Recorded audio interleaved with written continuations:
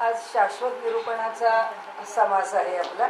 आपण त्या दिवशी फक्त सुरुवात करून ओव्या म्हणून ठेवल्या, बाकी सुरुवात तशी काही केली नाही. याच्यामध्ये जे शाश्वत आहे ते जाणून घ्यावं, जे अशाश्वत आहे ते टाकून द्यावं. या भूमिकेतून आत्मा आणि अनात्म विवेक आणि सार आणि असार विवेक अशा दोन गोष्टी त्यामध्ये त्यांनी मांडल्या आहेत. आणि शेवटी फक्त आत्मतत्वाच्या पलीकडे कशाचा विचार करू नये हे सांगितलं. अगदी समास लहान आहे, आपले झालेलेच विषय आहे, विषय काही नवीन नाही आहे. तर त्यांनी इथे म्हटलंय श्रीराम समर्थ, पिंडाचे पहिले कौतुक, शोधिला आत्मानात्मा विवेक, पिंड अनात्मा आत्मा एक सकळ करता. व्याख्या करत गेलेत सगळ्याच्या आणि अगदी साध्या सोप्या सुटसुटीत. त्यामध्ये त्यांनी म्हटले पिंडाचे पाहिले कौतुक. जन्माला आल्यापासून आत्तापर्यंत आपण म्हणाले काय पाहत आलो, आपल्या देहाचं कौतुक पाहिले, कसे लहानाचे मोठे होतो, कसा रोगराईने ग्रस्त होतो, कसे अभ्यास करतो, कसे शिकतो, कसं सुख आहे कसं दुःख आहे, हे सगळं त्याचा विषयीचा विचार आपल्याला पुष्कळ अनेकांचं बघून आणि आपलं बघून आता माहिती झालेला आहे. शोधिला आत्मानात्मा विवेक. आणि म्हणाले आत्मा आणि अनात्म विवेकाने शोधिला म्हणजे काय शोधायचं आहे, हा जो जीव आहे, पिंड आहे, जे हा देह आहे, हा देह जाणून कशाच्या पातळीवर घ्यायचा आहे, तर त्यातला आत्मा म्हणजे शाश्वत आणि अनात्मा म्हणजे अशाश्वत. त्यातलं शाश्वत काय आहे, त्यातलं अशाश्वत काय आहे, हे बघत राहावं आणि त्याचा शोध घेत पुढे जावं. पिंड अनात्मा आत्मा एक. पिंड जो आहे तो अशाश्वत आहे, आत्मा जो आहे तो खरं म्हणजे एकटा एक शिल्लक राहतो. आणि त्याच्यामध्ये त्याचं दुसरं वैशिष्ट्य सांगितलं, तो सकळ करता आहे. सर्व काही करणारा तोच आहे, सगळं काही घडवणारा तोच आहे. आणि त्यामुळे या ठिकाणी ते पुढे म्हणतात की आत्म्यास अनन्यता बोलिली, ते विवेके प्रत्यय आली, आता पाहिजे समजली ब्रह्मांड रचना. आता आत्म्यास अनन्यता बोलिली, ते विवेके प्रत्यय आली. जर आत्म्याला आपण अनन्य भावाने शरण गेलो किंवा आत्मा आत्मा समजत त्याच्या ठिकाणी अनन्य राहिलो, एकाग्र राहिलो, एकरूप राहिलो किंवा त्या विषयाशी जोडलेले राहिलो की हे काय आहे, हे अशाश्वत आहे, आता यात फारसं मन नको, हे काय आहे, हे अशाश्वत आहे, यात फारसं गुंतायला नको, असं करत मनुष्य एकेका गोष्टीपासून बाजूला गेला आणि नेमकं आत्म्याचं स्वरूप काय आहे हे जाणून तो त्या आत्म्याशी जर जोडून राहिला, ते म्हणतात आत्म्यास अनन्यता बोलिली, विवेके प्रत्यय आली. विवेकाने त्या आत्म्याचं स्वरूप प्रत्ययाला येऊन ते विचारांनी योग्य त्या दिशेने जर आमचा विचार गेला तरच आम्हाला ते प्रत्ययाला येऊ शकतं. ते विवेके प्रत्यय आली, आता पाहिजे समजली ब्रह्मांड रचना. आता म्हणाले आम्हाला पिंड म्हणजे काय कळलं. पिंडापासून विचार करत करत आम्ही आत्मा अनात्म करत गेलो, अनात्म्याला बाजूला टाकत गेलो, आत्म्याला जवळ करत गेलो, आत्म्याच्या अधिक जवळ चालायला लागलो, तसा तसा अधिक विचार म्हणजे विवेक करत गेलो. विवेकाने आत्म्याचं स्वरूप अधिक निश्चित समजायला लागलं. आता आत्म्याचं स्वरूप अनन्यता बोलिली म्हणजे त्या आत्म्याशी अनन्य भावाने एकरूप झालो. विवेकाने ती परिस्थिती कळली. आता वैयक्तिक पातळीवर कळलं. आता पाहिजे समजली ब्रह्मांड रचना. आता ब्रह्मांड कसं आहे हे आम्हाला समजलं पाहिजे. का या जगात जन्माला आलोय, हा काही आपला एक देह नाही आहे.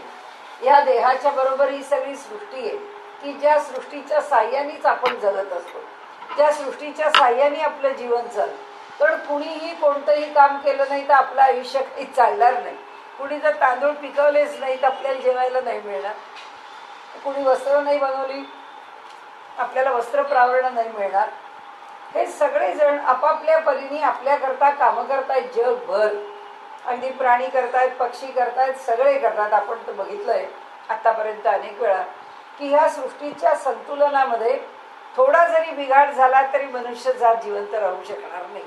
त्यांनी तर साधा पक्ष्यांचं उदाहरण सांगितलंय की 6 तास जर पक्षी सृष्टी मानवी जीवितातून वजा केली तर मनुष्य 6 तासाच्या वर जिवंत राहणार नाही. म्हणजे पक्ष्यांचं एवढं काम आमच्या जीवनामध्ये आहे. आणि त्यांचं म्हणणं असं आहे की पक्षी हे जे संतुलन राखतात ते संतुलन, त्यांचं संतुलन दुसरा कोणी नाही राखू शकत. जसं जल त्याचं संतुलन, सूर्य त्याच्याकडून संतुलन, प्रत्येक महाभूत आपापल्या परीने संतुलन राखताय. आता जसं आपण पाहतो, जसं डोंगर टेकडी सगळी चालली की त्याबरोबर जे संतुलन चाललंय निसर्गाचं संतुलन. म्हणजे प्रत्येक गोष्ट आपापल्या परीने ह्या सृष्टीचं संतुलन राखत असते. तर त्यांनी सांगितलं की आता तुम्ही 3 गोष्टी लक्षात ठेवायच्या, जीव, जगत आणि जगदीश्वर. या तिन्हामध्ये सगळं ब्रह्मांड सामावलेलं आहे. जीव जिथे आपण आपल्या पुरता हा आता पिंडात विचार त्याचा देह म्हणून चाललाय जीवाचा, तर तो देह हा पहिला एक विचार. जगत म्हणजे ही सगळी दृश्य सृष्टी, माझ्या दृष्टीने सृष्टी, दुसऱ्याच्या तुमच्या दृष्टीने मी सृष्टीतच जमाय. म्हणजे प्रत्येक वैयक्तिक जेव्हा मी होतो तेव्हा बाकी सगळी सृष्टीच झालेली असते. त्यामुळे तो त्याच्याकडून तो द्रष्टा आहे, म्हणून तर हे सगळं दर्शन रूपानेच पाहत असतो. ते जगत आहे याला. आणि तिसरं जगदीश्वर, जो या दोघांच्या मध्ये भरून राहिलेला, जीवाशी निगडीत या देहामध्ये पण आणि ह्या जगताशी निगडीत सृष्टीमध्ये पण, जो भरून राहिला. आता म्हणतात झाला, आता मी काय आहे याचा विचार केला, अंतरंगामध्ये चैतन्य आहे आणि बाकीचं जे सगळं भरून राहिलेलं आहे ते सगळंच्या सगळं नश्वर आहे. म्हणजे ते काही मी नाही, त्याचं स्वरूप हे माझ्याशी निगडीत नाही. म्हणजे आता माझ्यातला मी कोण आणि माझ्यातला मी कोण नाही हे म्हणाले, एकदा आपण वेगळं केलं की आता सृष्टीतलं करायला पाहिजे. सृष्टीतलं सार आणि असार, पुन्हा तेच शाश्वत आणि अशाश्वत. सार असार विचार ब्रह्मांडी, विवर विवरो हे गोडी घेतली पाहिजे. विवर विवरो पुन्हा पुन्हा विचार करून यातल्या प्रत्येकाच्या विषयीचं मला आकर्षण काय. म्हणजे काल परत IBN लोकमतला जी मुलाखती चालतात त्यात एक उद्योजक बाईंची मुलाखत होती. त्या बाईंच्या शेजारी ठेवलेला तो जो घोडा होता, म्हणजे ते शोपीस होता, काय शोपीस होता. त्या घोड्याच्या आयाळीचा रंग आणि त्याच्या शरीराचा रंग ते सगळं काचेतच होतं. म्हणजे ती कला आहे असं सगळं बनवतात, सगळं माहिती आहे. पण या बाईंनी कुठून आणला आणि केवढा आहे तो घोडा. आणि त्याच्या शेजारी म्हणले किमान त्याची किंमत एक 10 लाखाच्या वर तर सहज आहे, 10-15 लाखापेक्षा सहज जास्त आहे. म्हणजे ती किती असेल, 50 लाख म्हटलं तरी काही फरक नाही पडला. सांगायचा हेतू असा की ह्या सृष्टीतलं सार किती असार किती. एक क्षणभर मनात विचार आला, अरे काय आहे ना, काय सुंदर शोपीस आहे. या बाईंचा व्यवहारच कोट्यवधी रुपयांमध्ये आहे. ठीक आहे, तिने तो एखाद 5-50 लाखाचा शोपीस आणला असेल, पण मनामध्ये तो किती छान आहे आणि तो कसा आहे त्याच्याबद्दल आसक्ती निर्माण झाली का नाही माहीत नाही, झाली असती का नाही हेही माहिती नाही. पण तो किती चांगला आहे हे 4 वेळा तर नक्की मनात आलं की काय सुंदर आहे, काय सुंदर आहे. त्या बाईंच्या शेजारी ठेवलाय, काय सुंदर आहे. त्या बाई तिथे बसून त्या समोर मुलाखत देत होत्या. सांगायचं म्हणजे त्या सृष्टीतलं सार काय आणि असार काय. ठीक आहे ना, ज्याला म्हणजे भाऊसाहेब पाटणकरांची शायरी ऐकली आहे की नाही. भाऊसाहेब पाटणकरांनी त्यांच्या शायरीत फार छान सांगितलं. सगळ्या उर्दू शायरांची त्यांनी खिल्ली उडवली आणि त्यांनी म्हणाले आम्ही महाराष्ट्रीयन शायर आहोत. कसे आहोत म्हणजे आम्हाला हे असे अशुक माशुक गोष्टी घेऊन काही खेळ करायचे नाही आहेत. आणि म्हणाले त्याच्यामध्ये आम्हाला काही रस नाही आहे, पण आम्हाला एवढा रस नक्की आहे की जगात सौंदर्य आहे, त्या सौंदर्याचं ॲप्रिसिएशन केलं पाहिजे की नाही. तर भाऊसाहेब पाटणकर म्हणतात ते आम्ही नक्की करू. आम्हाला असं पुढे प्रेम आणि आम्ही त्याच्यात गुंतलोय आणि आम्ही अगदी त्याचा अगदी खूप छान वर्णन आहे, ते सगळं सोडून घेऊ आपण. पण सांगायचा हेतू असा की ही फार थिन लाईन ऑफ डिमार्केशन आहे की मी ॲप्रिशिएट केलं याची लेवल आणि ते मला खूप आवडलं आणि मग ते आपल्याकडे असावं का नसावं याची लेवल ही फार थिन आहे. एक मनाला ती स्पर्शते का स्पर्शत नाही हे आपण फार खात्रीलायक सांगू नाही शकत की कशाचा मोह आपल्याला पडतो का पडत नाही. आणि म्हणून त्यांनी सांगितलं की जगातली प्रत्येक वस्तू बघताना, कारण त्याचा मोह किंवा त्याचं सौंदर्य आम्हाला ॲप्रिशिएट होणारच आहे. आणि काय ॲप्रिशिएट होणार आहे त्याचं कारण असं की भगवंतांनी ही सगळी इंद्रिय भोगापवर्गार्थच दिलेली आहे, भोगाकरताच दिलेली असल्यामुळे डोळ्यांना ते देखणंच दिसणार आहे, कानांना जे चांगलं आहे ते आवडणारच आहे. असं जर आहे हे जर सगळं दृश्य आम्हाला आवडावं आणि त्याचा आम्ही उपभोग घ्यावा याकरताच निर्माण केलं आहे, तर त्याच्यातला भोग हा जीवनात किती शिल्लक राहतो आणि त्याचा उपयोग अपवर्गाकरता किती होतो. म्हणजे आमच्या मनामध्ये तीच वस्तू पाहिल्यानंतर जिथे आहे तिथे ती छानच आहे, त्याबद्दल प्रश्नच नाही आहे. पण मनुष्याला तेवढंच वाटतं काय आपल्याकडे असतं तरी बरं झालं असतं असं वाटतं. इथे आमच्या स्वभावाची टेस्ट आहे, ते म्हणतात ती तुम्ही करा, की हे पाहिलं की हे माझ्याकडे पाहिजे, ते पाहिलं की ते माझ्याकडे पाहिजे. म्हणजे जे प्लेजर ऑफ पोझेशन आहे, जे माणसाला हवं असतं आणि त्यात त्याचा आनंद असतो, ते म्हणाले तिथे सारासार विवेक करा, तिथे विचार करा आणि तिथे समजून घ्या की काही नाही, हे जिथे आहे तिथे सुंदर आहे, बस आहे. पाहिलं आपण आपल्या डोळ्यांना सुख मिळालं, त्याची आपल्याला काही आवश्यकता नाही आणि त्याच्याकरता आपल्या ठिकाणी कोणता मोह नाही आहे. आणि म्हणून त्यांनी ते जे पुढे म्हटलंय की इथे सारासार विचार ब्रह्मांडी, तो ब्रह्मांडाकरता करावा लागतो. पिंडाकरता त्यातला काय करणार, जो वैयक्तिक करायचा तो मनुष्य करतच असतो, पण तिथे तो पुष्कळ बाबतीमध्ये असहाय्य असतो. कारण समर्थांनी म्हटलंय तसं, रूप लावण्य अभ्यासिता न ये, त्याच्यावरती पुष्कळ अभ्यास केला म्हणून काही कोणाचं रूप बदलत नाही, कुणाच्याकडे लावण्य येत नाही, ती निसर्गाची देण आहे.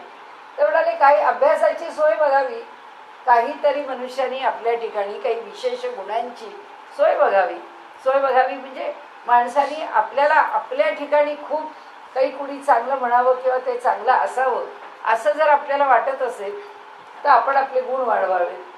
म्हणजे दुसऱ्या माणसाला कदाचित आपल्याकडे आपल्याला आकर्षित करून घ्यायचं असेल तर त्याच्याकरता आपल्याजवळ काहीतरी आहे अशी स्थिती येईल. तर सांगण्याचा इथे हेतू असा आहे की वैयक्तिक पातळीवरती फार गोष्टी बदलत नाही.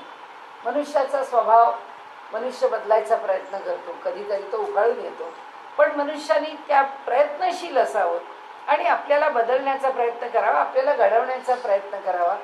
वैचारिक बौद्धिक पातळीवरती तो स्वतःला थोडंसं तरी घडवू शकतो, शारीरिक पातळीवरती तो काही घडवू शकत नाही.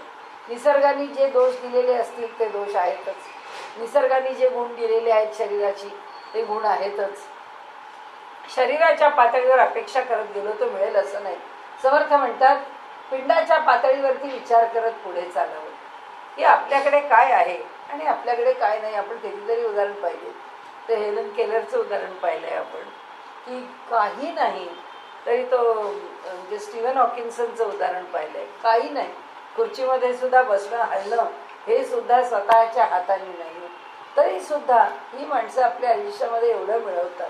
म्हणजे हा पिंडाचाच विचार आहे, आत्मा अनात्म विचार आहे की पिंडाच्या ठिकाणी सगळं हे अनात्म जे आहे ते आपल्याला नाही मिळालं, नको मिळू दे ना, पण जे आत्मा आहे ते तर मिळालेलं आहे ना. मग त्याच्या जीवावरती आहे ह्या कशा बशा देहानिशी आपल्याला जे करायचं आहे ते आपण करू ना. म्हणजे ही जी आहे ती भूमिका त्यांनी आपल्याला सांगितली. तशीच सार असार विवेकाचं सांगितलं की सार आणि असारामध्ये कशाशी करावं, ब्रह्मांडाशी. त्या ब्रह्मांडातल्या प्रत्येक गोष्टीची अपेक्षा कशी करावी, ज्याने त्यांनी आपल्या पद्धतीने आपल्या परीने आपल्या परिस्थितीत करावी. अमक्याने केली म्हणून तर आपल्याकडे कितीतरी म्हणी आहेत की त्यांनी सरी घातली म्हणून आपण फाशी घेऊ नये, की दुसऱ्याला पुष्कळ काही करता आलं ते आपल्याला करता येईल असं नाही, तो आपला विषय नाही, आपण त्यात पडू नये. आणि म्हणून त्यांनी म्हटलं की ह्या ब्रह्मांडाकडे बघताना सुद्धा आपल्याला एक निकोप दृष्टी आली पाहिजे आणि ती दृष्टी आली तर ब्रह्मांड जसं चाललंय तसं ते फार आनंदाने मनुष्याला स्वीकारता येतं.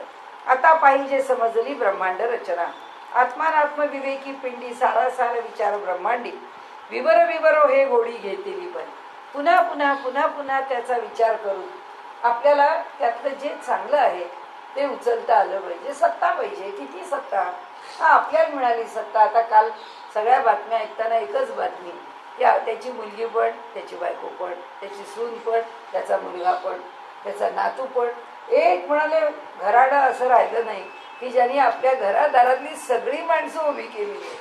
ते सत्तेची किती हाव. त्यांनी म्हणले विवर विवरोनी गोडी घ्यावी, पुन्हा पुन्हा त्याचं विवरण करावं. आणि ठीक आहे ना, मिळाली आपल्याला सत्ता, दुसऱ्याला मिळू दे, योग्य माणसाला मिळू दे, योग्य प्रकारे मिळू दे, सत्ता कोणाही एका घरामध्ये केंद्रित न हो, अनेक विचार आहेत त्याच्या मागे की जे ब्रह्मांडाचा विचार करताना आपल्याला करावे लागतात. आणि पुढे म्हणाले पिंड कार्य ब्रह्मांड कारण. ब्रह्मांड त्याचं कारण आहे. आता ब्रह्मांड शब्द त्यांनी पंचमहाभूत या दृष्टीने घेतला. हे पंचभौतिक पिंड आहे, हा पंचमहाभूतापासून निर्माण झालेला आहे. याचे करावे विवरण, हे जी पुढे निरूपण बोललेले असे. हे ह्या दोन गोष्टी समजाव्या की ब्रह्मांड हे त्याचं कारण आहे. आता ब्रह्मांड हा शब्द आपण व्यापक मानला तर जसं 5 महाभूत तसं आपल्या लक्षात ठेवायला आणखी त्रिगुण म्हणजे 5 आणखी 8 ही अष्टधा प्रकृती आहे की ती अष्टधा प्रकृती या संबंध ब्रह्मांडाला निर्माण करते. आणि त्या अष्टधा प्रकृतीचा हा पिंड आहे. म्हणजे पिंडाला कारण कोण आहे? हे ब्रह्मांड आहे. या ब्रह्मांडात त्यांची उत्पत्ती झाली आणि त्यांच्यापासून पिंडाची झाली. म्हणजे हेची पुढे मी आता तेच निरूपण करतो म्हणाले. समर्थ म्हणतात की पुढे आता तोच विषय मांडला. म्हणजे आता लक्षात या समासाचा विषय काय की पिंड कार्य ब्रह्मांड कारण हाच विषय आहे. आता पुढे असार म्हणजे नाशिवंत, सार म्हणजे ते शाश्वत, सोपं आहे. जयास होईल कल्पांत ते सार नव्हे. आता काळाच्या दृष्टीने सांगितलं की काळाच्या दृष्टीने कल्पाचा अंत झाला आणि मग त्या अंताबरोबर जे नष्ट झालं ते सार आहे का? नाही म्हणे. ते सार जे कायम टिकलं तेच सार आहे. पृथ्वी जळापासून झाली, पुढे ते जळी मिळाली. काय काय संपत जातं ते सांगतायत. जळाची उत्पत्ती वाढली तेजापासून, ते जळ तेजे शोषिले, त्या जळाचा नाश तेजामध्ये झाला. महत तेजे आटोन गेले, म्हणजे वाऱ्याने आटोन गेले. पुढे तेजेची उरले सावकाश, तेज झाले वायूपासून, वायू झडपी तया लागून, तेज जाऊनी दाटणी वायूचीच जाळली. आपल्याला काही प्रत्येक गोष्ट बारकाव्यात जायची काही गरज नाहीये.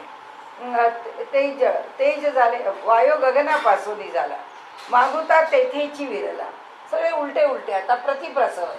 पृथ्वीतून जलामध्ये, जलातून अग्नीमध्ये, अग्नीतून वायूमध्ये, वायूतून आकाशामध्ये. वायू गगनापासून झाला, मागुता तेथेची विराला. ऐसा हा कल्पांत बोलिला वेदांत शास्त्री.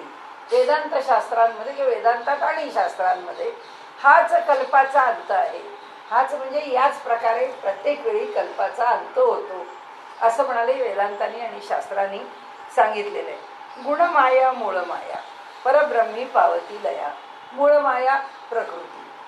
ही प्रकृती कशी आहे? आता मूळमाया या रूपाने बीजभावाला, आणि प्रकृती भावाला किंवा प्रकटीकरणाला कशी येते? त्रिगुणांमधून, सत्व रज आणि तम या तिघांच्या मधून ती प्रकटीकरणाला आली. तर जी प्रकट रूपामध्ये म्हणजे कार्यरूप आणि कारणरूप प्रकृती आता लय कशात पावते? परमात्म्यामध्ये, परब्रह्मामध्ये ही लय पावते. आणि म्हणून परब्रह्मी पावती लया, ते परब्रह्म विवराया विवेक पाहिजे. आता त्या परब्रह्माचा विचार करण्याकरता मात्र आपल्याजवळ विवेक पाहिजे, म्हणजे विचार पाहिजे, योग्य विचार पाहिजे. शाश्वत अशाश्वत, धर्म अधर्म, न्याय अन्याय हे जे विचार आहेत की त्या तुलनेमधून नेमकं काय योग्य आहे त्याचा विचार आपल्याकडे असला पाहिजे. सर्व उपाधीचा शेवट तेथे नाही दृश्य खटपट, निर्गुण ब्रह्म घनदाट सकाळा ठाई. जेव्हा सगळ्या उपाधींचा शेवट होऊन जातो त्यावेळी काय होतं? तेव्हा दृश्याची खटपट शिल्लक राहते, म्हणजे दृश्यच शिल्लक राहते. त्याच्यामध्ये निर्गुण ब्रह्म घनदाट सकाळा ठाई. मग शिल्लक काय उरतं? जे उरतं ते निर्गुण ब्रह्म शिल्लक. बाकी काही शिल्लक उरत नाही. या ठिकाणी दंड कल्पांत झाला तरी नाश नाही तयाला. म्हणजे पुष्कळ कल्प आले आणि मन्वंतर आली आणि गेली. पुष्कळ कल्प निर्माण झाले आणि गेले. या सगळ्या कल्पांच्या निर्माण होणं आणि जाण्याचा परिणाम ज्याच्यावर होत नाही तो कोण आहे? तो परमात्मा, ते परब्रह्म. ते एकटं एक असं आहे की ज्याच्यावर कशाचाच परिणाम होत नाही. म्हणाले माया त्यागे शाश्वताला ओळखावे. मायेचा त्याग करून शाश्वताला ओळखावं, म्हणजे माया आपणच बाजूला ठेवावी. मग ही माया कोणती आहे? गुणमाया. ही त्रिगुणांची माया, म्हणजे ही अष्टधा प्रकृती जी प्रत्यक्ष कार्यकारी आहे. जी तिच्या मूळ रूपात जाते ती मूळ रूपात राहतच नाही. ती जी मूळ रूपात आहे ती मूळ रूपातली परमात्म्याशीच एकरूप होते, परमेश्वराचीच एकता पावलेली असते. त्यामुळे तिच्या मूळ रूपाला वेगळेपण काही नाही. वेगळेपण कुठे, म्हणून त्यांनी दोन शब्द वापरले, गुणमाया आणि मूळमाया असे दोन शब्द वापरले. आता सगळ्या उपाधींचा म्हणाले शेवट झाला की काय उरतं, दृश्यात काहीच उरत नाही, कारण उपाधी ही मायाच आहे. आता माया बाजूला काढली तर काय राहिलं, तो निर्गुण परमात्मा शिल्लक राहील. म्हणून आपल्याकडे भक्तीमध्ये सुद्धा सांगताना भूमिका हीच आहे, त्या परमेश्वराशी अनन्य व्हा, अहंकार निशेष त्याच्या चरणावरती त्यागा किंवा टाका किंवा त्याच्या चरणावर समर्पित करा. तो अहंकार निशेष समर्पित झाला आणि त्या परमात्म्याचं हा स्मरण किंवा दर्शन काय, त्याला ज्याची लालसा आहे त्याकरता तो धडपडू लागला, तर आता राहील काय शिल्लक तिथे, चैतन्यच. कारण आधी चैतन्य अंतःकरणात शिल्लक राहील. अंतःकरणाचं चैतन्य एकदा उभं राहिल्यावर ते चैतन्य अंतरात्म्याशीच एकरूप होते, दुसरं काही शिल्लकच राहू शकत नाही. कारण आता काय झालं, त्याच्यावरचा अहंकाराचा शेवटचा लेपच त्यांनी काढायला सांगितला भक्तीमध्ये. तो काढून जर बाजूला झाला तर तो अंतःकरणाचा लेप काढून बाजूला झाला की म्हणाले दुसरं काही शिल्लक राहत नाही. असं का म्हणायचं, कारण अंतःकरण गेलं की हा जो द्रष्टा आहे किंवा हे जे अंतःकरण आहे ते ज्याला जोडलेलं आहे ते जोडलेलं चैतन्य. त्यामुळे ती उपाधी बाजूला झाली की चैतन्य शिल्लक राहत, आणि जेव्हा चैतन्य शिल्लक राहतं तेव्हा ते एकटं राहत नाही. ते चैतन्य हृदयात जे निवास करतंय चैतन्य त्याच्याशी एकरूप होतं. हृदयात कोणतं चैतन्य जे राहतं किंवा त्या ठिकाणी ते कार्यकारी असतं किंवा साक्षीभावानी असतं, तुम्ही काही म्हणा त्याला, तर ते चैतन्य कोणतं, ते ईश्वर. समर्थांना सांगायचं आहे की हृदयात जो राहतो ईश्वर सर्व भूतानां हृदयेषु तिष्ठती, तो जो ईश्वर आहे तो सगुण ईश्वर आहे. त्या सगुण ईश्वराशी आमच्याच ठिकाणी असलेलं आमच्या जीवाचं चैतन्य आहे ते एकरूप होऊ शकतं. ते जेव्हा एकरूप होऊ शकतं तेव्हा अनुभव कशाचा येऊ शकतो, निर्गुणाचा. सगळ्या ह्या समासाचा सारांश त्यांना सांगायचा आहे. तो सारांश असा आहे, म्हणून ते पुढे म्हणतात, उदंड कल्पांत झाला तरी नाश नाही तयार. किती कल्प जन्माला आले, किती कल्प गेले, तरी याला नाश नाही. त्याला म्हणजे त्या परमात्म्याला, परब्रह्माला. माया त्यागे शाश्वताला ओळखावे. प्रश्न आमचा आहे की आम्हाला तो कसा ओळखता येणार. तर म्हणाले शक्यतो मायेचा त्याग करत जा. आम्ही किती 100% मायेचा त्याग नाही करू शकत, आम्हाला तो करता येतच नाही, ते आमचं सामर्थ्य नाही. आणि म्हणून आपल्याकडे सप्तशतीमध्ये म्हणते की या देवी सर्व भूतेषु भ्रांती रूपेण संस्थे नमस्तस्यै नमस्तस्यै नमस्तस्यै नमो नमः. की भ्रांत आहोत आम्ही अविद्येने युक्त आहोत, आणि त्यामुळे ही अविद्या दूर करायची आहे तर ती आम्हाला नाहीच करता येणार. तू जेव्हा ही दूर करशील, जेव्हा तुला वाटेल की ही प्रकृती बाजूला व्हावी, त्याच वेळी आम्ही परमेश्वरापाशी पोहोचू. आणि म्हणून त्यांनी इथे सांगितलं की देव अंतरात्मा सगुण. आता इथे विषय आला बघा, हा जो देव आहे तो आमच्या हृदयात जो राहतो तो सगुण रूप आहे. सगुणे पावी जे निर्गुण, त्या सगुणाच्या साह्याने जे प्राप्त होतं ते निर्गुण प्राप्त होतं. आणि आपल्या संतांचा हा एकटा एक सिद्धांत आहे. त्या या सिद्धांताच्या पलीकडे ते काही बोलत नाही. ते म्हणतात आम्ही जन्मभर सगुणाची भक्ती करतो आणि अनुभव आम्ही निर्गुणाचा घेतो. तोच विषय इथे समर्थांनी स्पष्ट करून मांडलाय. ते म्हणतात देव अंतरात्मा सगुण, सगुणे पाविजे निर्गुण. तुझं सगुण म्हणू की निर्गुण रे, सगुण निर्गुण एक गोविंद रे. त्याला गोविंद म्हणताना आम्हाला अडचण नाहीये, कारण तोच सगुण आहे आणि तोच निर्गुण आहे. त्या दोघांच्या ठिकाणी तीच एकरूपता आहे. आणि म्हणून ते म्हणतात पुढे की देव अंतरात्मा सगुण, सगुणे पाविजे निर्गुण, निर्गुण ज्ञाने विज्ञान होत असे. त्या निर्गुणाचं ज्ञान झालं की मनुष्याला विज्ञान म्हणजे अध्यात्मज्ञान त्याची प्राप्ती होऊ शकते. आता पुढे कल्पनेतीत जे निर्मळ तेथे नाही मायामळ. माया ही उपाधी आहे, उपाधी हा मल आहे. आणि म्हणून त्यांनी म्हटलं की तो परमात्मा कसा आहे की ज्याच्याजवळ ही उपाधी पोचूच शकत नाही. मायेची उपाधी जी तो अत्यंत शुद्ध आहे. म्हणून आपल्याकडे आचार्यांच्या भाष्यामध्ये वापरलेले शब्द शुद्ध, बुद्ध, नित्य, मुक्त 4 शब्द आहे. आचार्य या 4 शब्दाच्या पलीकडे त्याची लक्षणं वर्णनच करत नाही. जो शुद्ध आहे, बुद्ध आहे, नित्य आहे, मुक्त आहे. त्यानंतर इथे पुढे त्यांनी म्हटलंय की कल्पनेतील जे निर्मळ, कल्पनेतीत, कल्पनेच्या अतीत जे निर्मळ तेथे नाही मायामळ, मिथ्यत्वे दृश्य सकळ होत जाते. आणि त्यामुळे सगळं जे दृश्य आहे ते मिथ्यारूप होत. कारण का, तर दृश्यामध्ये माया आहेच. आपल्याला एकदा तो सिद्धांत पक्का लक्षात असला की हे सगळं ब्रह्मांड या म्हणजे 8 अंगांनी, अष्टधा प्रकृतीनी निर्माण झालेलं आहे. जर अष्टधा प्रकृती ही माया आहे तर हे सबंध ब्रह्मांड मायाच आहे. मग हे सबंध मायेचं जे काही आवरण आहे ते जर बाजूला करायचं म्हटलं तर सगळं दृश्यच संपलं, दृश्य जगतच संपलं. म्हणून जे होते आणि सवेची जाते ते ते प्रत्यय असेल. आता पुन्हा व्याख्या, इथे सगळ्या व्याख्या केल्या समर्थांनी. जे होते आणि सवेची जाते, जे निर्माण झालं त्याच क्षणाला त्याचा लय आहे. असं या जगातली प्रत्येक वस्तू एका क्षणाला जशी आहे तशी पुढच्या क्षणाला नाही आहे. त्यामुळे जे निर्माण झालं ते लगेच लया लागेल, निर्माण झालं लया लागेल. आत्ताची स्थिती आपण म्हणा, आत्ता मी बरी होते, 1 मिनिट, काही मिनिट्स आणि सेकंद पुरे आहे, क्षण पुरे आहे. एका क्षणापूर्वी बरा होता, चालत होता चांगला, चालता चालता आडवा झाला. काय झालं बुवा, चालता चालता मनुष्य आडवा का झाला? ही आत्ताची स्थिती एका क्षणात का बरं बदलली? ते म्हणाले काहीच क्षणभंगूर आहे, काहीच क्षणाच्या पलीकडे राहतच नाही.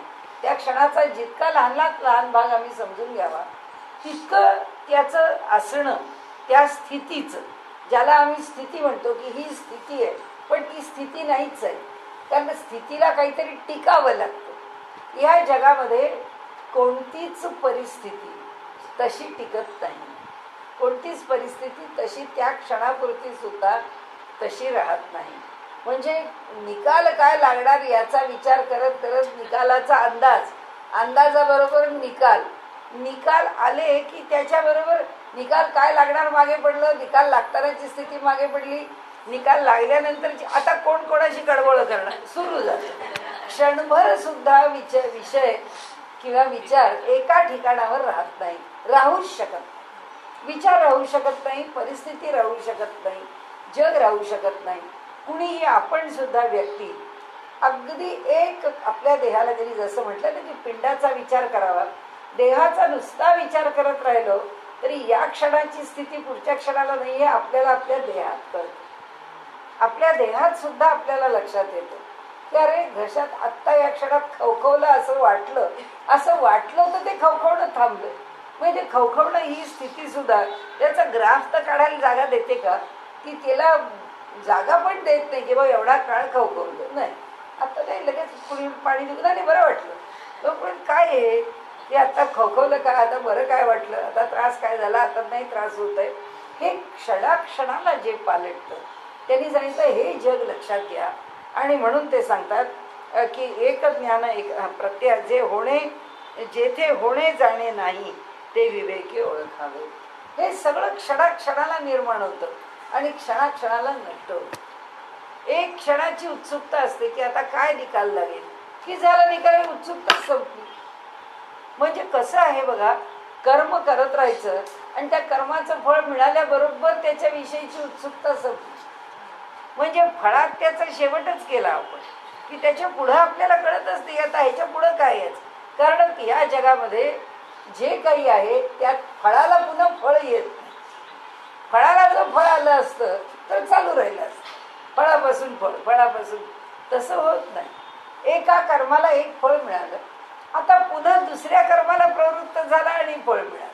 मग आपण कर्म करूच असं वृत्ती, कर्मच प्रत्येक वेळी केलं पाहिजे असं नाही. मगाची वृत्ती होती, आताची वृत्ती बदलली. वृत्ती बदलल्याबरोबर सगळं बदललं. देहाची स्थिती बदलली, विचार बदलला, परिस्थिती बदलली, शरीराचे हावभाव बदलले, सगळं बदललं. एक क्षण म्हणजे आपण मुलांचं बघतो की मुलं परीक्षेला जायला आता मोठ्या मोठ्या परीक्षेत नर्वस होऊन जातात. त्यांना असं वाटतं आता अगदी नको, आता परीक्षेला जाय, काही आठवत नाही आहे, असं होतं तसं होतं. आता जा, आता कशाला एवढी काळजी, चला आज जा. ते आत गेल्याबरोबर तो पेपर पाहिला की तो इथून तुम्हाला सगळं आठवते की क्षणापूर्वी याला नर्वस ब्रेकडाऊन असं वाटण्याची स्थिती, तो पुढच्या क्षणी आनंदात पेपर लिहितो, बाहेर आल्यावर सांगतो मला सगळ्यात चांगला गेला पेपर. हे काय आहे? हे सगळं जे चालतं ना आयुष्यात, ते समर्थ म्हणतात हे फक्त गंमत म्हणून बघत राहा. ही सगळी तुमच्या देहाची गंमत आहे. आणि ही गंमत करताय कोण? ते त्रिगुण. करणारे कोण आहे? ते त्रिगुण आहे. ते फक्त तुम्ही आपलं साक्षी भावानी पाहत राहा. असं जेव्हा ते म्हणतात आपण आपल्या देहाकडे साक्षी भावानी पाहू, तेव्हाच आम्ही त्या परमात्म्याच्या जवळ जायला. तोवर नाही, कारण आमची इन्व्हॉल्वमेंट आहे. आम्ही कशात तरी अडकलेलो आहे, कशात तरी गुंतलेलो आहे, कुठल्या तरी विचारात तरी गुंतलेलो आहे, कुठल्या भावनेत तरी गुंतलेलो आहे, व्यावहारिक कृतीत तरी गुंतलोय. आम्हाला स्वतंत्रपणे कशाचा विचार करायला आम्हाला वेळच नाही. कशाहीकडे अलिप्त होऊन पाहायला आम्हाला वेळ नाहीये. एक ज्ञान, एक अज्ञान, एक जाणावे विपरीत ज्ञान. एकामध्ये व्यवहारात विचार केला तर हे शहाणपण आहे, हा मूर्खपणा आहे, असं व्यवहारात आपण त्याच्या दोन परी पाहतो. तिसरी गोष्ट विपरीत ज्ञान, म्हणजे भ्रमित झालेलं ज्ञान. आपण भ्रम निर्माण करतो, आपल्याला भ्रम होतो. भ्रम निर्माण करणारा आपल्या डोक्यावर स्वार असतो आणि ज्याला भ्रम झालाय तो त्याला शरण गेलेला असतो. कारण सगळ्या निवडणुकांच्या प्रचार सभा काय आहे? सगळ्यांना भ्रमित करणंच आहे. कारण आम्ही काय म्हणतो ते ऐका, म्हणजे आमचं खरं माना. यांनी सांगितलं अगदी बरोबर आहे, ते दुसऱ्याच ऐकले की वाटतं अरे बापरे ह्याचं पण बरोबर आहे. मग आता हे एकमेकांशी काय करतील? आता हे व्यवहारातले आहेत, ते काय करतील ह्याच्यात आपलं काही फारसं बिघडत नाही. काय करू नाही तर न करू, कारण शेवटी काय ते इतकं क्षणिक आहे. काय काय उलाढाल्या होत राहतील ते त्यांचे ते पाहतील. पण शंकराचार्यांचं भाष्य वाचलं आणि ते भाष्य वाचलं सगळं काय बिनतोड भाष्य आहे. या भाष्याला काही कुणी आव्हानच देऊ शकत नाही. झालं त्याच उपनिषदावरचं मध्वाचार्यांचं भाष्य वाचायला घेतलं की असं वाटतं बाप रे, मध्वाचार्यांनी शंकराचार्यांना असे काही प्रश्न विचारून कोंडीत पकडलंय की शंकराचार्य आता काय उत्तर देतील. म्हणजे एकापेक्षा एक दिग्गज आहेत, आपल्या आपल्या तर्काने असा तर्क उभा करतात की त्या तर्काचं आपल्याला उत्तर म्हणाल तर असं वाटायला लागतं की हे आचार्य म्हणतात हेही बरोबर आहे हो, हे म्हणतात हेही बरोबर आहे हो, सगळे म्हणतात हे बरोबर आहे. मग आता नेमकं खरा बरोबर कोण? ही जी भूमिका आहे, तर हे ज्ञान आम्हाला भ्रमवतं. म्हणजे ते ज्ञान भ्रमित करणारं नाहीये, पण तो तर्क जो आहे तो सर्व प्रकारचा तर्क एकदा डोक्यात घेतला तर तो आम्हाला भ्रमवतो. म्हणून आपल्याकडे काय निर्माण झाले? संप्रदाय. मी शंकराचार्याचा फॉलोअर आहे की लगेच लोक म्हणतात तिकडे झापडा लावा, फक्त शंकराचार्यच ऐका, दुसरं काही ऐकू नका. कारण का? जोपर्यंत भूमिका तयार होत नाही तोपर्यंत ते चार गोष्टी ऐकायला लागतात, ह्याला काही कळत नाही. आपल्याकडे संगीतांची घराणी सुद्धा अशीच आहे की संगीताच्या घराण्यात सुद्धा आपल्या घराण्याचं संगीत जो शिकायला लागलायस, आता तुझं शिक्षण पुरं होईपर्यंत काय 12 वर्ष 15 वर्ष लागतील. दुसऱ्याचं गाणं ऐकायचं नाही, बिलकुल ऐकायचं, कारण संस्कारच होणार नाही. एक काहीतरी संस्कारांनी घडावं लागतं आणि मग ते घडल्यानंतर त्याला येणारी व्यापकता ही त्या व्यक्तिमत्वाची, त्या विचाराची, त्या अभ्यासाची, त्या ज्ञानाची परिपक्वता आहे. ते परिपक्व होतं कारण एक पक्क तयार झालेलं असतं. जसं व्यवहारात म्हणलं की आप तो हम बन चुके आहे, आता आम्ही बदलो, आता आम्हाला कोणी बिघडवू शकत नाही, आम्हाला कोणी बदलवू शकत नाही. ठीक आहे, आता जे नवीन येईल त्यातलं सारासारांनी आपल्याला घेण्यासारखं काय तेवढं घेतलं, जे न घेण्यासारखं आहे ते टाकून दिलं. आणि म्हणून त्यांनी इथे सांगितलं की हे जे ज्ञान आहे, एकाला ज्ञान म्हटलं, एकाला अज्ञान म्हटलं, की आम्हाला अनेक गोष्टी माहीत नाही किंवा काही गोष्टी अज्ञानातच आहोत. अज्ञानानेच माहिती आहे, म्हणजे नाही हे आम्हाला माहीत नाही, याचंच ज्ञान आहे की ह्या इतक्या गोष्टी आम्हाला माहीत नाहीत याचं, आणि आपल्याला आहेच. कुणी जर आपल्याला म्हटलं की हे गणित सोडवतं का, म्हणून आमचं गणित काही विषय नाही, कारण हा काही माझा विषय नव्हे. म्हणजे काय? आपल्याला माहिती आहे की हे आपलं अज्ञान आहे, हा आपला विषय नाही, हा आपला विषय नाही, हे हा तुमचा हो आमचा विषय काय थोडंफार वाचलं आहे, आलं तर तुम्हाला सांगतो. असं कोणीच दावा करत नाही की माझा विषय म्हणजे लगेच मला सगळं येतं, मी सर्वज्ञ, असं काही नसतं. त्यामुळे ज्ञान, अज्ञान आणि विपरीत ज्ञान, भ्रमित ज्ञान, कुणीतरी भ्रम करून दिला म्हणून झालेलं भ्रमज्ञान, त्या ज्ञानामध्येच भ्रम उत्पन्न करण्याचं सामर्थ्य आहे म्हणून भ्रमज्ञान. कारण आपल्याला काही गोष्टी अशाच मांडल्या जातात की त्याच्यामध्ये आपल्याला कळतच नाही की याचा अर्थ नेमका काय होतो. आता आपल्याला वेळ जाईल म्हणून, पण असे व्यवहारामध्ये असे खूप शाब्दिक त्याच्या कोट्या करत पुढे जाणाऱ्या गोष्टी आहेत की दोन घटनांच्या मधलं सांधा जोडणारं एक वाक्य सोडलं की ते नेमकं दोन वाक्य कशा करता आली हेच आपल्याला कळत. कारण ते मधलं सांधा जोडणारं वाक्य असावं लागतं. तर ते वाक्य न वापरता दोन वाक्यांना अर्थ एक आहे अर्थ, पण त्यातलं जोडणारं काही नाही की मग आलंच की नेमकं हे कशा करता उच्चारलंय आपल्याला कळत नाही. तर अशा अनेक प्रकारचं भ्रमज्ञान की व्यवहारामध्ये, ज्ञानामध्ये भ्रम निर्माण होण्याला अनेक कारण आहेत. योग्य न ऐकणं, योग्य ऐकायला न येणं, जे समजलं आहे ते योग्य प्रकारे न समजलेलं असणं, अशा कितीतरी गोष्टी. वेदांत सिद्धांत धादांत याची पहावी प्रचित, निर्विकार सदोदित देथ तेथे. आता इथे वेदांत सिद्धांत, वेदांत म्हणजे वेदाचा अंतिम भाग म्हणजे उपनिषद म्हणजे तत्वज्ञान, शास्त्र, सिद्धांत म्हणजे शास्त्राने सिद्धांत काढलेले की त्या शास्त्रामध्ये त्या विषयाच्या संबंधीचे सिद्धांत मांडले. आणि तिसरं धादांत म्हणजे आत्मप्रचिती. म्हणजे पहिली आहे ती शास्त्र आणि वेद प्रचिती, आणि धादांत म्हणजे आत्मप्रचिती. आपण काय म्हणतो, अरे हा धादांत खोटं बोलतोय, म्हणजे हा स्वतःशी पण प्रामाणिक नाहीये. आत्मप्रचिती पण म्हणजे त्याला त्याचं पण काही वाटत नाहीये. म्हणजे आपल्याकडे व्यवहारामध्ये जो शब्द आला तो त्याच्यातून आला की काय धादांत खोटं बोलतोय. आता यांनी इतकं स्वतःची फसवणूक करावी, ह्याच्या पलीकडे आता बोलायला काही शिल्लक राहिलं नाही. मनुष्य दुसऱ्याची फसवणूक करतो तिथपर्यंत ठीक आहे, तो त्याचीच करतो, हे काय म्हणाले बरोबर नाही. याची पहावी प्रचित, निर्विकार सदोदित जेथे तेथे. म्हणाले जो या तिघांची प्रचिती पाहिली तर आपल्या एकच लक्षात येतं की आत्मतत्व हे निर्विकार आहे, सदोदित, त्याच्यावर कसलेच विकार होऊ शकत नाहीत. जेथे तेथे, जिथे पाहावं, जसं पाहावं, ज्या पद्धतीने पाहावं तसं आत्मतत्वावरती विकार संभवत नाही. ते ज्ञानदृष्टीने पाहावे, पाहून अनन्य राहावे, मुख्य आत्मनिवेदन जाणावे याचे नाव.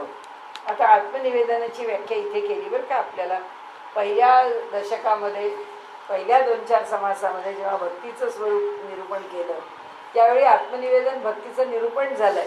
आता आत्मनिवेदन भक्तीची त्यांची ही व्याख्या इथे आली आहे. आणि ही व्याख्या ते काय सांगतात, म्हणाले जेव्हा हे कळलं, हे ज्ञानदृष्टीने जगाकडे पाहायला लागलो आम्ही की हे पाहून आम्ही कुठे अनन्य राहावं, परमेश्वराच्या जगात. काय जे शाश्वत आहे ते खरं आहे, हे बाकीचं चाललंय ते ठीक आहे, चालू दे. म्हणाले त्यालाच मुख्य म्हणजे त्यालाच श्रेष्ठ किंवा त्यालाच योग्य, त्यालाच पराकोटीचं. कारण आत्मनिवेदन ही भक्तीची परिसीमा आहे, त्या परिसीमेमधली ही परिसीमा असं त्यांना आपल्याला सांगायचंय की मुख्य आत्मनिवेदन जाणावे याचे नाव. आत्मनिवेदनाचा गाभा जर काही असेल तर ते हे स्वरूप आहे. दृश्य असं दिसते, दृश्य मी दृश्य आहे म्हणूनच मला दृश्य दिसत आहे, नाही तर कसं दिसलं असतं. तर म्हणाले मनाचं भास तो भास, मन आहे म्हणून मला भासतं, म्हणून मला जाणवतं. कारण मन आहे, मनाच्या पातळीवरती भासमान होतं. मला असं वाटलं, आपण म्हणतो की मला असं वाटलं की बा हे असं असेल, म्हणजे भास आहे, मला असं जाणवलं मला. आणि नाहीतरी सगळा व्यवहार मला असं वाटलं होतच करतो आपण, की मला असं वाटलं की मला भूक आहे म्हणून आणखीन पुरणाची पोळी खावी. जेव्हा पोट दुखायला लागलं तेव्हा असं वाटतं की अरे आपण खाल्लं हे चुकलं. म्हणजे आता काय भासलं की जे खाल्लं ते चुकलं. खाल्लं तेव्हा काय वाटलं, नाही नाही आरामात खाऊ, बघू नंतर काय होतंय. म्हणजे हे जे सगळे भास आहेत, हे जे सगळं वाटणं आहे ते बदलत जातं, प्रत्येक वेळी बदलत जातं. आणि त्यामुळे मनाला भासतो भास, दृश्य भासातीत अविनाश परब्रह्मते. जे दृश्य नाही, जे भासमान होत नाही, या दोन्ही गोष्टींच्या जे अतीत आहे. म्हणजे यतो वाचो निवर्तन्ते अप्राप्य मनसा असं. जिथे वाणी मनासहित परत येते.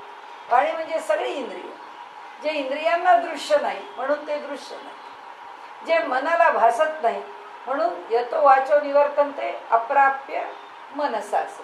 मनासहित या सगळ्यांना ते अप्राप्य आहे. मनही परत येत, मनही तिथे पोचू शकत नाही.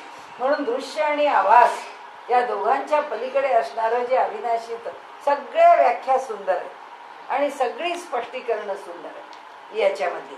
पर पाहो जाता दुरीच्या दुरी परब्रह्म सबाह्य किती लांब जावो म्हणाले. कुठे जिथे जाऊन पोचाल तिथे ते परब्रह्म आहेच.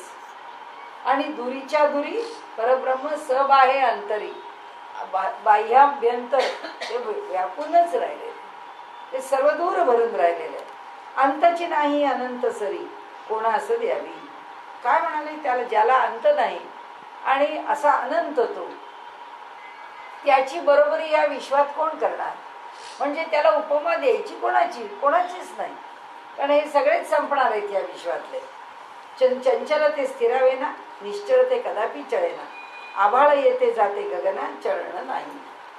जे चंचल आहे ते स्थिरावू शकत नाही. हे सगळं जे ब्रह्मांड आहे हे स्थिरावण्याचं सामर्थ्य या ब्रह्मांडात नाही.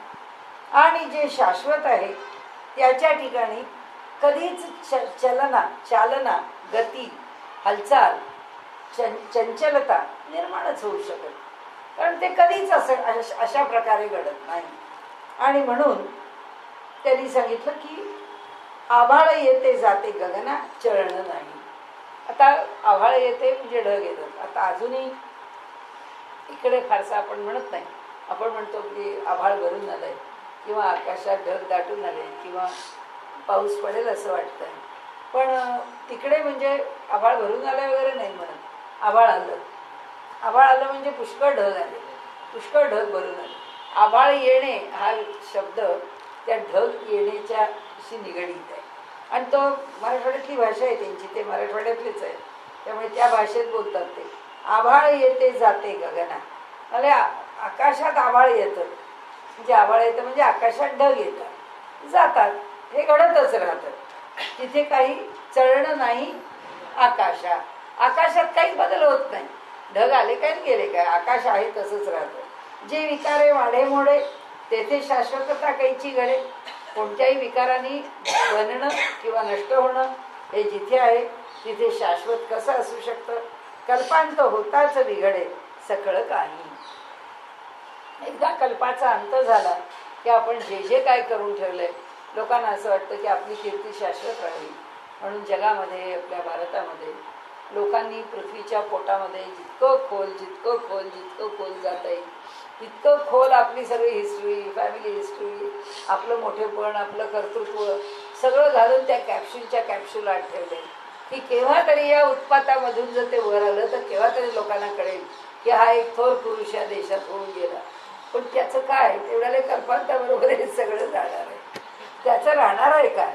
कुणाला जर वाटत असेल हे काही राहावं तर म्हणाले हे असं काही राहत नाही. त्या कल्पाबरोबर ते सगळं नष्ट होत जातं. आणि म्हणून आपल्याकडे लोकेशणा, वित्तेषणा, पुत्रेषणा या सगळ्या क्षणकाल आहेत. असं म्हटलं की याला जे प्राप्त आहे ते प्राप्त करून घ्यावं, जे अप्राप्त आहे ते विषय बाजूला सोडून द्यावा. या प्रत्येक गोष्टीची जर मनुष्य चर्चा आणि येषणा अपेक्षा करत राहिला तर त्याचं आयुष्य संपून जाईल, पण त्या येषणा काही पुऱ्या व्हायच्या नाही. आणि म्हणून ते पुढे म्हणतात की हे जे अंतरीच भ्रमले माया संभ्रमे संभ्रमले तयास हे कैसे उकले आवाट चक्र.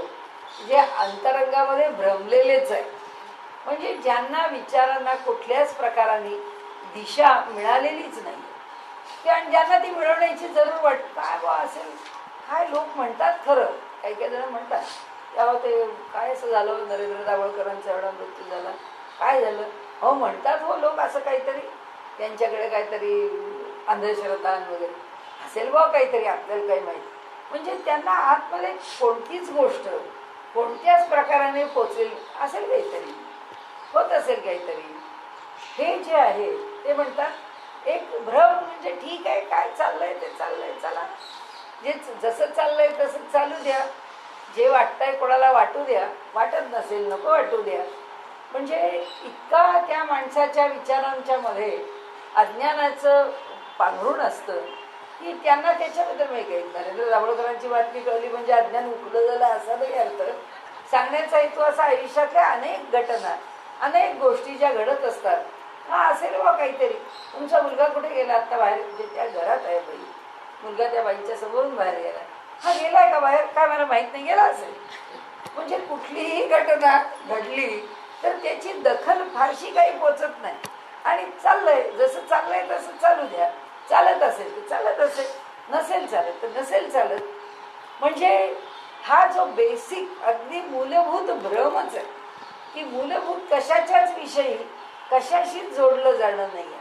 जसं मला या भ्रमाचं कळतं की अरे मोबाईल हातात, तुम्हाला कळतो का सगळा मोबाईल, काही कळत. तुमच्या समोर लॅपटॉप आहे, कळतं का नाही, काही कळत नाही. म्हणजे भ्रमच आहे. ती सगळी वस्तू समोर आहे, ती कशी वापरायची तुम्हाला कळत नाही. भ्रम म्हणजे अज्ञानात आहे. तुम्ही समोर आहे तर तुम्हाला कळलीच पाहिजे कशी वापरायची. आम्ही कळत नाही म्हणतो काय, आता काहीतरी शिक्षण झालेलं असतं त्यामुळे आपल्याकडे इलिटरसी आहे असं म्हणताना काही वाटत नाही माणसाला. माणूस असं नाही आम्ही काय, आम्ही लॅपटॉप, आम्ही या सगळ्या मॉडर्न इक्विपमेंट इलिटरेट आहोत. अरे इलिटरेट का, जे समोर आलंय. म्हणजे तुम्ही दुसऱ्याच्या घराशी गेल्यानंतर दाराची बेल वाजवणार की नाही, मग तिथे इलिटरसी का नाही सांगत. छे आम्ही इलिटरेट आहोत, आम्हाला काही दरवाजाची बेल वाजवता येत नाही, आम्ही आपल्या बाहेरून जोरजोरात पूर्वीसारख्या हाका मारू, तुम्ही उत्तर देऊन दार उघडलं तर बरं, नाही दिलं तर नाही दिलं. असं होऊ नाही शकत. जे नाही, जे आपल्याला नाही कळलं, जे आपल्याला नाही येत ते नाहीच येत. म्हणून त्यांनी सांगितलं की एक बेसिक भ्रम, एक मूलभूत भ्रम, एक पायाभूत भ्रम हा आहेच मनुष्याकडे. तो कोणीही सगळ्या विषयांचं सगळं ज्ञान घेऊन बसलेलं नाही. आणि त्यामुळे इथे जे अंतरीचं भ्रमले माया संभ्रमे संभ्रमले, आणि त्या मायेत पडले की ते आणखीनच संभ्रमात पडतात. म्हणजे त्यांचा संभ्रम आणखीनच वाढतो. मायेत पडले म्हणजे आता त्या विषयामध्ये पडायचं नाही. पण आता कोणी सांगितलं की नाही तुम्हाला ते बघायला पाहिजे, तुम्हाला ईमेल घ्यायला पाहिजे, ईमेल करता आली पाहिजे, असं कोणी सांगितलं. आता काय करायचं. आता म्हणाले ते आपल्याला जमलंच पाहिजे. आपल्याला जमलंच पाहिजे म्हटल्यानंतर त्याच्याकरता तो जी धडपड सुरू करतो, त्या धडपडीमध्ये ती माया म्हणजे त्या विषयाचं अज्ञान त्याला पहिल्यांदा संभ्रमातच टाकते. आता जेव्हा संभ्रम आहे, मग तो म्हणतो मी ना काही गोष्टी पहिल्यांदा मला त्याच्याशी म्हणजे फ्रेंडली होईपर्यंत मी लिहून ठेवतो स्टेप बाय स्टेप. मग त्या स्टेप्स कळल्या की मग मला हळूहळू कळायला लागेल की आपण कसं करायचं. म्हणजे हा जो मायेने निर्माण केलेला अज्ञानाचा पडदा आहे तो प्रत्येक ठिकाणी मोकळा करावा. व्यवहारातल्या लहान लहान गोष्टी आहेत की ज्याच्या ठिकाणी नाही ते आम्ही निग्लेक्टच केलं, नाही तर नाही आपल्याला लय बहुत जमत, ते काय ज्याला जमतं त्यांनी करावं असं म्हणलं तर मनुष्य त्याच्यातनं बाहेर पडणारच नाही. तसं ते म्हणतात की तुम्हाला जर त्याला भिडायचंच नाही आहे, ते नेमकं शाश्वत रूप काय आहे इथपर्यंत जाऊन भिडायचंच नाही तर मग काय करणार म्हणाले. आणि म्हणून तयास हे कैसे उकले आव्हाट चक्र, त्या मायेचं हे जगडव्याळ चक्र आहे, ते चक्र याला उलगडायचंच नाही. तो कधीच त्याच्यावर विचार करणार नाही, तो कधीच त्याच्यातून बाहेर पडणार नाही. आणि म्हणून काय आहे, पुनरपी जननम पुनरपी मरणम पुनरपी जननी जठरे शयनम. आपण इथे थांबू, पुढच्या वेळी घेऊ.